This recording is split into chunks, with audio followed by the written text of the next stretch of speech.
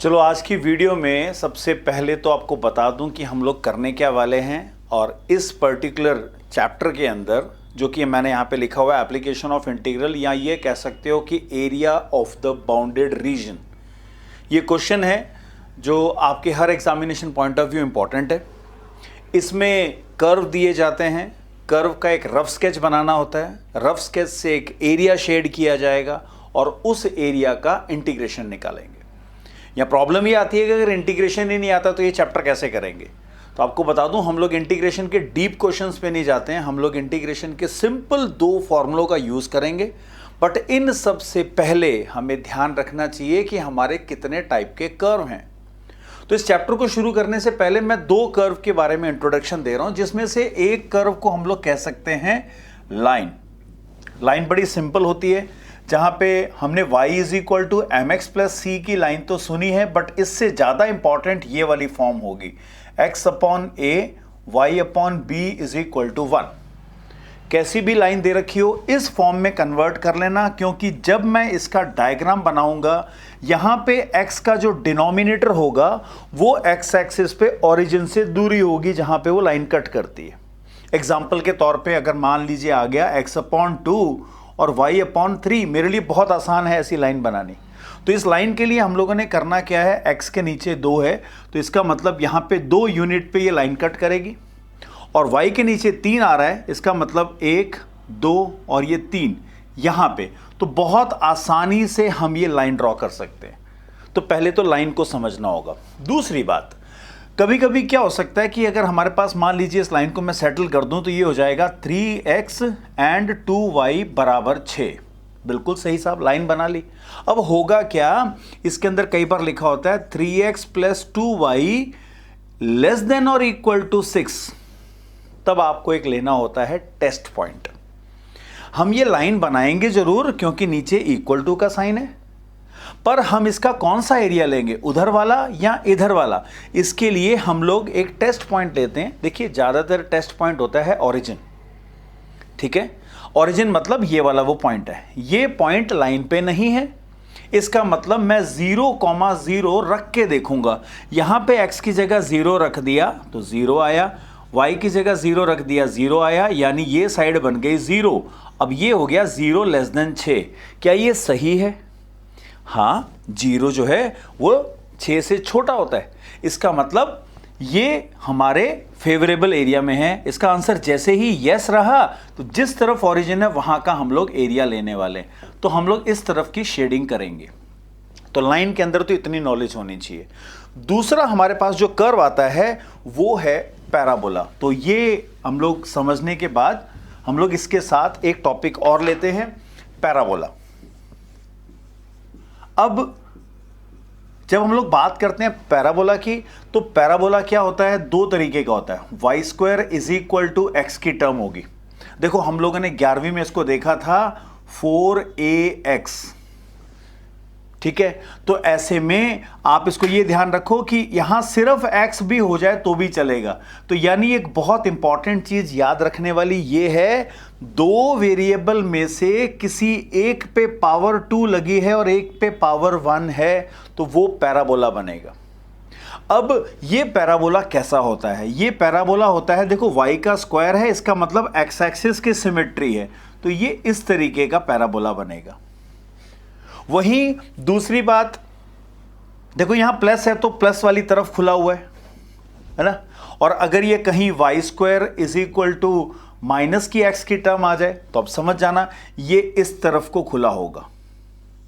तो ये 2 इंफॉर्मेशन हमें पता होनी चाहिए, ये वाला पैराबोला है और इसके लिए ये है, तो पावर 1 में भी हटा देता हूं। तो दूसरा टाइप कैसा होता है, दूसरा टाइप होता है एक्स स्क्वायर बराबर वाई। तो ये कैसा होगा, अगर एक्स स्क्वायर है तो ये वाई एक्सिस की सिमेट्री होता है, यानी ये इस तरीके से बनेगा, ठीक है। और डेफिनेटली जो नीचे की तरफ होगा उसमें कैसा होगा, एक्स स्क्वायर बराबर माइनस का वाई, तो ये नीचे की तरफ खुला होगा। तो आपको ये ध्यान रखना है कि पैराबोला 2 ही टाइप के आएंगे। पहचान में कैसे आएगा वो, उसमें एक्स और वाई की पावर को देख लो, एक की पावर इवन है और एक की पावर ऑड है, तो हमें पैराबोला ही पहचानना है उसको। मैं तीसरे कर्व पे अभी नहीं जा रहा हूं, चौथे कर्व पे अभी नहीं जा रहा हूं। तो पहले हम लोग कुछ क्वेश्चन लेते हैं जो इस लाइन और हमारे पैराबोला के साथ बने होंगे, ठीक है। क्वेश्चन ऑलरेडी बोर्ड पे लिखा हुआ है, मैं पहले पढ़ देता हूं। क्वेश्चन कह रहा है find the area of the region bounded bye 2x + 5y = 10, x = 1, x = 3 and x axis using integration. इसको शुरू करने से पहले हम लोग देखें कि इसको हैंडल कैसे करना है। तो एक थ्योरम है जो हम लोग यहां पे प्रयोग में लेने वाले हैं। अब ये थ्योरम क्या बताती है, अगर कोई कर्व है जिसमें मैं y एक्सिस और x एक्सिस ड्रॉ कर देता हूं और x की दो वैल्यूज, मतलब यहां पे मान लीजिए वैल्यू है a और ये वैल्यू है b, और इसके बीच में मैं यहां तक रब कर देता हूं ये वाला पोर्शन, x एक्सिस, ये रही x एक्सिस, x एक्सिस और ये कर्व है y = fx नाम का एक कर्व दे रखा है। वो एरिया जो कर्व ने x एक्सिस के साथ और x = a और x = b के बीच में बनाया, ये एरिया निकालना है। ये एरिया निकालने के लिए हम यहां पे x एक्सिस से एक लाइन ड्रॉ करेंगे, ये जहां टच कर जाएगा आप इसके ऊपर एक रेक्टेंगुलर स्ट्रिप बना दें। ये जो रेक्टेंगुलर स्ट्रिप है इसका एरिया क्या होगा, लेंथ इंटू ब्रेड्थ। ये विड्थ जो है उसको dx कहते हैं। तो dx की चौड़ाई हो गई, लंबाई हो गई y। इसका इंटीग्रेशन करना होता है लोअर लिमिट से अपर लिमिट तक। लेफ्ट से राइट की तरफ जाओ, जो पहला पॉइंट आया वो लोअर लिमिट, राइट में आगे बढ़ो, दूसरा पॉइंट जो आया वो अपर लिमिट। तो a से b तक हम इंटीग्रेशन से निकाल सकते हैं। तो भाई जब तक लाइन चल रही है हमें एक ही फॉर्मूला याद रखना है कि x की पावर n का इंटीग्रेशन होता है x की पावर n+1 अपॉन n+1। इतना सा छोटा सा एक फॉर्मूला याद रखना है, लाइन के लिए यही काम कर लेगा, पैराबोला के लिए भी यही काम करेगा। तो चिंता बिल्कुल ना करें, सिर्फ एक इंटीग्रेशन का फॉर्मूला, इसमें ज़्यादा इंटीग्रेशन दिक्कत वाला नहीं आता है, हम लोग सिर्फ उसका रफ स्केच बनाते हैं। तो ये थ्योरम ध्यान रख लेना, बहुत इंपॉर्टेंट थ्योरम है। एक्स एक्सिस के साथ अगर मैं कोई एरिया बनाना चाहता हूँ तो एक्स एक्सिस से एक लाइन ड्रॉ करेंगे। इसके लिए हम लोग क्या लेने वाले हैं, सबसे पहले तो चेक कर लें भी, हम लोग ऑलरेडी पढ़ चुके हैं कि एक लाइन है ये। अब इस लाइन को हम लोग स्टडी कैसे करेंगे, इस लाइन को पहले तो ड्रॉ करना है, यानी हमारा सबसे पहला टारगेट होता है इसको समझना। यानी मैं यहाँ लिख देता हूँ थोड़ा सा इंट्रोडक्शन देना, और इंट्रोडक्शन के बाद बनाएंगे इसका रफ स्केच। ठीक है, अब मैं अगर इसका सॉल्यूशन स्टार्ट करूं तो मैं कहूंगा भाई 2x + 5y = 10 कौन है, एक लाइन है। इसका मतलब मैं इसको किस फॉर्म में ले जाऊंगा, जो मैंने पहले बताई थी आप लोग को क्लास के स्टार्ट होते ही। इसको 10 को डिवाइड कर दो, तो 10 को डिवाइड करूंगा 10 नीचे आ जाएगा। 10 को नीचे आ जाने से ये क्या बन गया, x/5 और y/2 हो गया। बड़ा मस्त है, सिंपल सी लाइन है, हमें पता लग गई x एक्सिस को कट करेगा 5 पे, y एक्सिस को कट करेगा 2 पे। तो ये क्या बन गया, एक बार चेक कर लेता हूँ। रफ स्केच बनाने के लिए y एक्सिस बना दी, x एक्सिस ड्रॉ कर दी। बेटा एग्ज़ाम में जब जाओगे डायग्राम बड़ा बना के आना, कम से कम 6 से 7 या 10 लाइनों में आपका डायग्राम होना चाहिए। पेंसिल से बनाना, कई बार शेडिंग एरिया जो है नहीं पकड़ पाते हम। ये बता रहा है x की वैल्यू 5 पे, तो यहाँ 5 यूनिट बराबर इंटरवल लेना, जितना डिस्टेंस यहाँ ले रहे हो उतना ही लेके चलिएगा। तो 2, 3, 4 और 5, यहाँ पे है हमारे पास 2, 1 और 2। तो ये अपने पास एक बड़ी सिंपल सी लाइन आ गई है। मैं रफ स्केच से बना रहा हूँ, इसलिए मैं एक जस्ट हाथ से ही बना देता हूँ, आप लोग स्केल से बनाना भाई, थोड़ा सा ध्यान रखिएगा। सो ऐसे में आप लोग इस लाइन की इक्वेशन को यहाँ ज़रूर लिखें। ये हो गया 2x + 5y = 10। अब इन्होंने दूसरी बात बोली है x = 1, x = 1 की लाइन यहाँ पे आएगी। तो ये हो गई मेरी x = 1 की लाइन। ठीक है, तो यहाँ पे लिख दो ये है x = 1। फिर बोलते हैं x = 3, तो 2 और 3 यहाँ पे आ गई। तो ये दो हमारे पास सीधी लाइनें आ गई, x = 3। अब इन्होंने तीसरा चौथा वर्ड भी एक बोल दिया साथ में, वो है एक्स एक्सिस। तो हमें हमारा शेडेड एरिया पता लग गया है।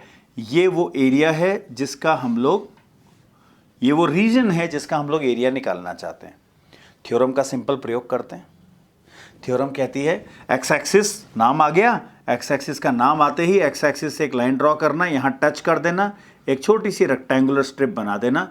ये हमें समझने के लिए जरूरी है। ये रेक्टेंगुलर स्ट्रिप ना बना पाओ तो एक लाइन बना देना, उससे पता लग जाएगा कहाँ टच कर रहा है, कर्व को टच कर रहा है। कर्व की y की वैल्यू चाहिए तो भाई इसको थोड़ा सा एडजस्ट कर लो और यहाँ से y बताओ। y की वैल्यू क्या हो जाएगी, 10 माइनस 2x, और इसके साथ 5 लगा हुआ है तो y की वैल्यू क्या हो गई, 10 माइनस 2x अपॉन में 5 आ गया।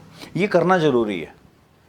कर्व की इक्वेशन में y इज इक्वल टू होना चाहिए। मैंने आप लोग को बताया था, तो ये किसका काम कर रहा है, ये fx का काम कर रहा है, जैसे मैंने आपको थ्योरम के अंदर बताया था।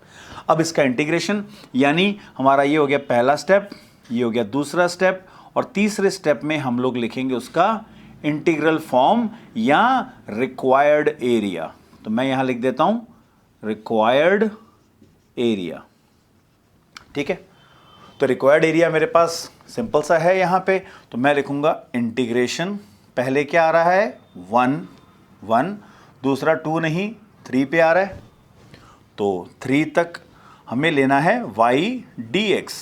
तो भाई ये हमारा रिक्वायर्ड एरिया है। y कर्व में से लेके आओ, ये रहा y, यहाँ से मैं इसकी वैल्यू ट्रांसफ़र कर देता हूँ। ये हो जाएगा 10 माइनस 2x अपॉन में 5, इसका इंटीग्रेशन करना है 1 से 3 तक, dx के रिस्पेक्ट में कर दो। इंटीग्रेशन आसानी से हो सकता है, मैंने आपको बोला ही था कि इसका ज़्यादा भारी इंटीग्रेशन नहीं आएगा। यहाँ पे मैं इस 5 को बाहर ले जाता हूँ, 1/5, 10 का हो जाएगा 10x। बेटा क्यों, क्योंकि x के साथ लगा है 1 यहाँ पे रखोगे 1 की पावर, है ना, तो यहाँ हो जाएगा 1 + 1। तो सिंपल टर्म है, अपन यहाँ पे यूज़ कर सकते हैं कि भाई सिंपल था तो x आएगा, x की पावर आ चुकी है, तो ये हो जाएगा हमारे पास 1 का इंटीग्रेशन हो गया x माइनस 2x का हो गया 2 और x का x²/2। देखो मैं इतना डिटेल में इसलिए बता रहा हूँ क्योंकि मैं मान के चल रहा हूँ कि फर्स्ट टाइम कर रहे हैं, हम लोग को इंटीग्रेशन नहीं आता, फिर भी हम लोग इसका आंसर कैसे निकालेंगे। तो ये सारे स्टेप्स आप लोग को ध्यान रखने हैं। इसके ऊपर लगाओ एक स्क्वायर ब्रैकेट और लोअर लिमिट यहाँ लगा दो 1 और यहाँ लगा दो 3। तो ये 1/5 है, इसमें पहले अपर लिमिट डलेगी, तो यहाँ हो जाएगा 10, उसके साथ आ गया 3, फिर आ गया 2 से 2 तो कट चुका है, मैं यहाँ कट कर देता हूँ, तो मेरे पास अब बचा खाली x² यानी 3 का स्क्वायर। तो ऐसे हमें डालनी है पहले अपर लिमिट, फिर लगाना है बीच में माइनस का साइन, फिर ब्रैकेट लगा देना, फिर अब लगेगी लोअर लिमिट। लोअर लिमिट डालोगे कितना हो जाएगा 10 और 1 माइनस 1 का स्क्वायर। इस ब्रैकेट को बंद कर देता हूँ मैं, और अपना आंसर जो है इस स्टेप के बाद आ सकता है। जैसे अपन खोलेंगे ये कितना हो जाएगा 30, ये हो गया 9, वो हो गया माइनस का 10, माइनस माइनस प्लस का 1। इसको सेटल कर लो, ये कितना हो रहा है 20 में से 9 गए 11, 11 और 1 12। ठीक है, क्रॉस चेक जरूर किया करो, एग्जाम में ज़्यादातर अपन करके भाग जाते हैं, एक बार वेरीफाई कर लेते हैं। ये अपना ये हो गया अपने पास 20 माइनस 10, सॉरी 30 माइनस 10 हो गया 20 में से 9 गए 11 बचा, 11 में एक और जोड़ दिया 12 हो गया। तो इसको ज़्यादा होशियारी बिल्कुल नहीं दिखानी भाई, फ्रैक्शन में बड़ी मुश्किल से आंसर निकला, डेसिमल के चक्रों में मत फंसना। यहाँ पे अपने आंसर को 12/5 लिख के मार्क्स ना गंवाओ, इसलिए स्क्वायर यूनिट्स जरूर लिख के आना, क्योंकि आप निकाल रहे हो एरिया। ठीक है, ज़्यादा लोड में भी नहीं डालूंगा तुम्हारे, इसलिए एक लिया है हमने लाइन का, बहुत सिंपल है, ध्यान से देख लो। और अब हम लोग लेते हैं एक दूसरा क्वेश्चन। दूसरा क्वेश्चन हमारे पास ऑलरेडी बोर्ड पे आ चुका है, जहां लिखा है find the area of the region bounded by x² minus 2y is equal to 0, x is equal to 2 and x axis using integration. Class शुरू से देख रहे हो ना, तो स्टार्टिंग में क्या बताया था, 2 वेरिएबल में से एक वेरिएबल को अगर पावर 2 मिली है और एक की पावर 1 है तो वो क्या है, वो पैराबोला है। तो ये हमारे पास जो कर्व आया है वो पैराबोलिक है। इस पैराबोला को पहले तो थोड़ा सा इंट्रोडक्शन, जैसे मैंने आपको बताया इंट्रोडक्शन देना है, तो मैं यहाँ लिख देता हूँ भाई x² माइनस 2y बराबर 0, यानी x² is equal to 2y। तो ये कैसा पैराबोला है? x² है तो y एक्सिस की सिमेट्री होगा। तो ये त्रिशूल के जैसे बनाना है आपको, ऊपर की तरफ खुला हुआ है, ठीक है, यूं समझ लो आप। तो ये अगर ऐसे x लिखा है, अब वो ट्रिक आपके ऊपर है, जैसे मर्जी याद रखो आप, ये पैराबोला बनेगा। इसके बाद और तो ज़्यादा कॉम्प्लिकेशन है नहीं इसमें, बाकी x इज इक्वल टू 2 है, तो इसका बनाते हैं रफ स्केच। दूसरे स्टेप पे चले गए अपन।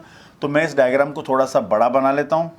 ये है हमारे पास y एक्सिस, ये हो गई अपनी x एक्सिस, और ये रहा हमारा पैराबोला।